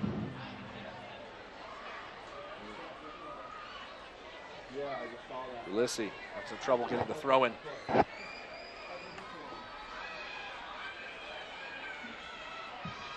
Brown, long ball over the top. Estrada gives chase, as does Hopiau. Header from Blackman. David Olson laying off for Ulysses. Ulysses pushes, and that one sails high. And you wonder if that might be the last action of the evening. Again, details. Ulysses getting into good spots tonight. Again, that's a serving opportunity. That's where you really want to see what you can do to whip that ball in an early service. You're trying to give your attacking players an opportunity to get their heads on it, get a deflection on that. Elects to shoot from a difficult angle, difficult spot. Allows Phoenix Rising to burn some more time off the clock. Referee's whistle is in his mouth, and it's full time here at Cheney Stadium. Jesse Daly not happy with the amount of stoppage time. He felt there was a lot of wastage. But at the final whistle, Phoenix Rising win 1-0. Sounders 2. Home unbeaten run ends at 5. And Phoenix have clinched a spot in the playoffs and have claimed the top spot in the West. James, a good match from the visitors. Visitors did well. That's a professional game by them.